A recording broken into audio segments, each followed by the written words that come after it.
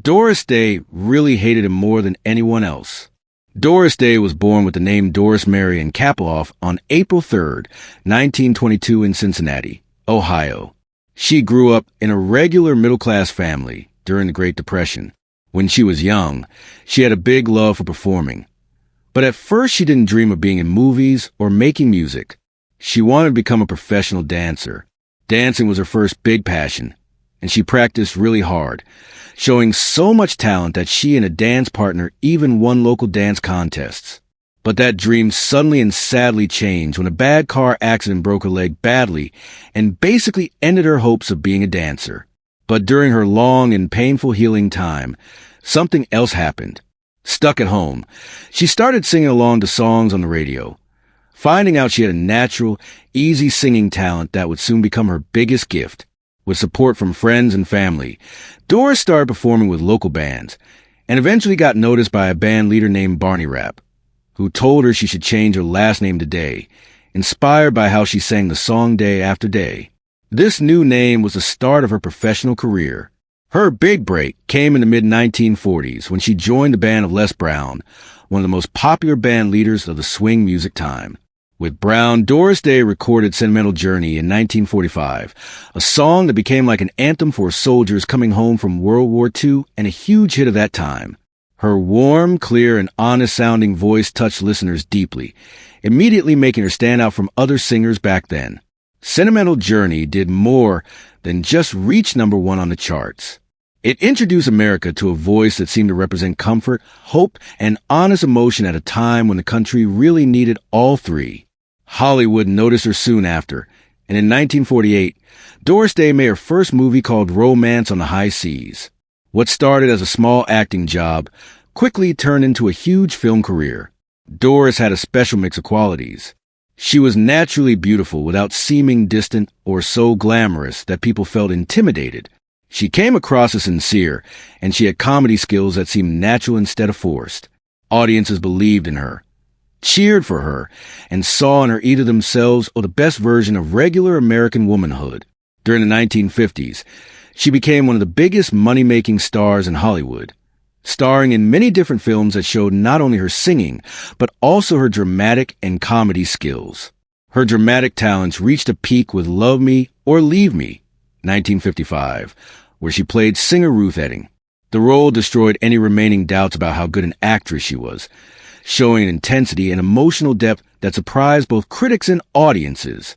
Doris Day refused to be stuck in just one type of role, even though Hollywood often tried to cast her as the always happy, wholesome girl next door.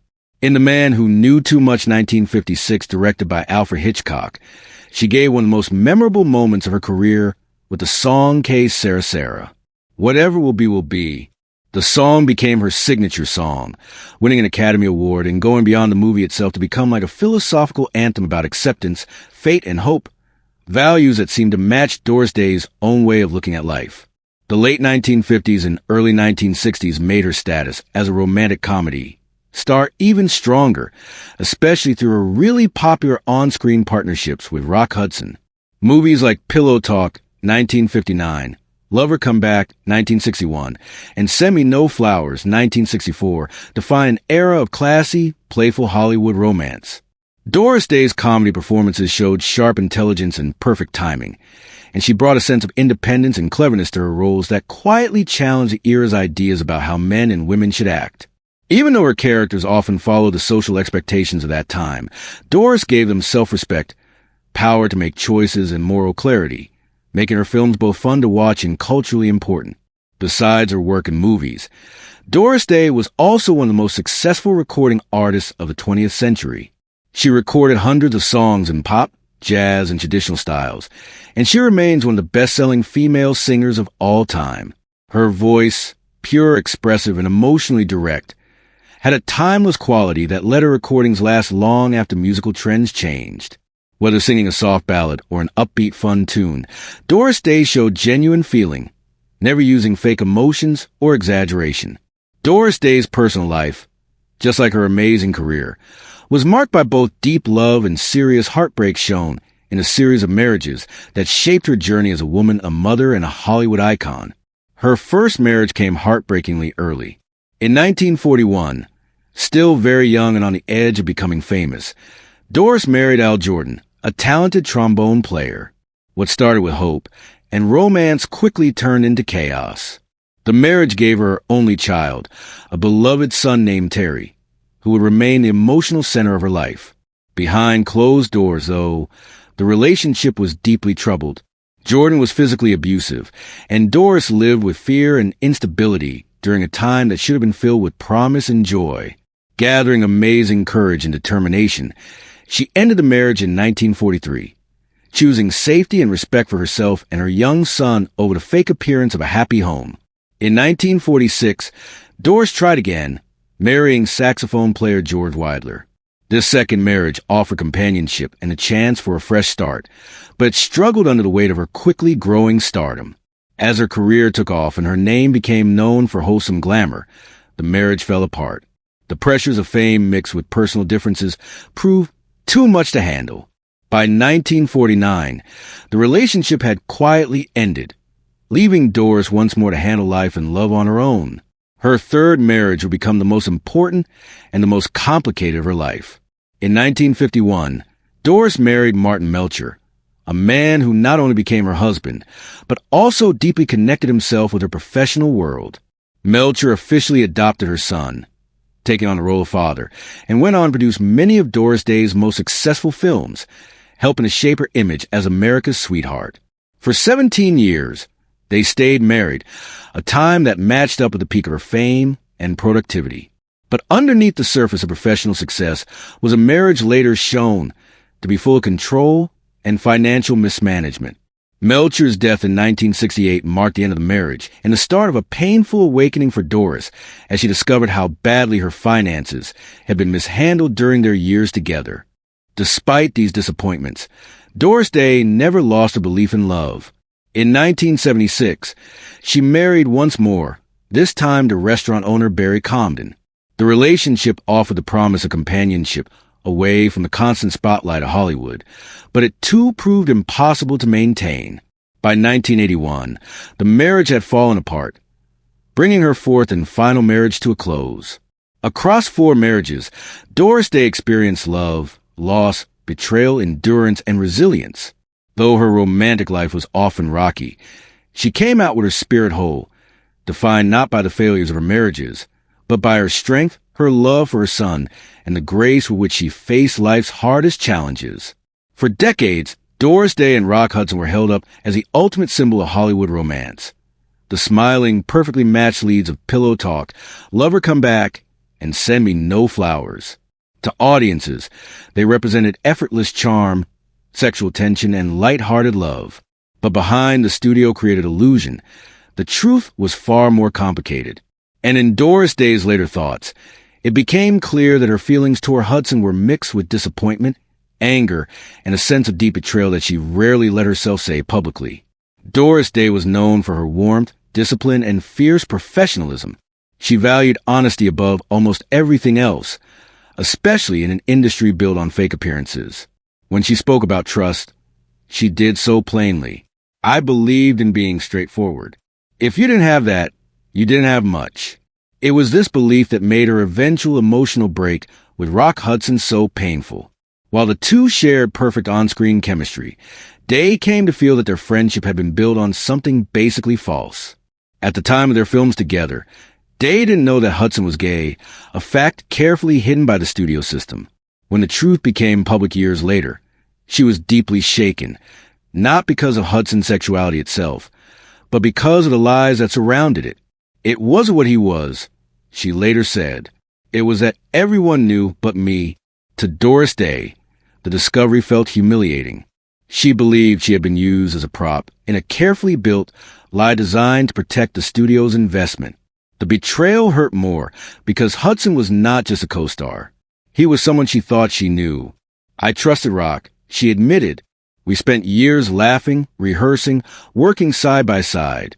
I thought there was honesty between us. Discovering that the image of romance they sold to the world was knowingly false left her feeling manipulated. Today, it wasn't harmless movie magic. It was a violation of her personal integrity. Her resentment grew stronger over time, especially as the public continued to romanticize their partnership. People talked about us as if it were real, she once said, and I had to smile along with it, knowing it wasn't. That forced silence, another demand of the studio era, became its own form of cruelty. Day believed that Hudson, protected by the system, never truly paid the price for the lie, while she carried the emotional burden of it. When Hudson later revealed his AIDS diagnosis in the 1980s, Day's emotions grew even more conflicted. She supported AIDS research and showed compassion for crisis. Yet she did not rush to rewrite history. I was sorry for him, she said quietly, but that didn't erase what happened. Her words reflected a woman unwilling to let tragedy excuse years of deception. To Doris Day, sympathy did not mean forgetting. In private, she was more direct. I felt foolish, she admitted, and I don't like being made a fool of. That feeling revealed why her feelings toward Hudson were so strong. It wasn't hatred in the simple sense. It was a kind of anger that grows from broken trust, from realizing that a cherished professional partnership had been shaped by secrets she never agreed to keep. Despite Hollywood's desire to remember them as a perfect pair, Doris Day refused to romanticize the reality. What you saw on screen wasn't my life, she said firmly, and it wasn't the truth. In the end, her harshest judgment was saved not just for Rock Hudson, but for the system that encouraged lies and demanded silence. Still, Hudson remained the face of that betrayal in her memory. Doris Day lived long enough to tell her story on her own terms. And while history may remember her and Rock Hudson as movie soulmates, her words remind us that behind the smiles was a woman who felt deeply wronged and never quite forgave it.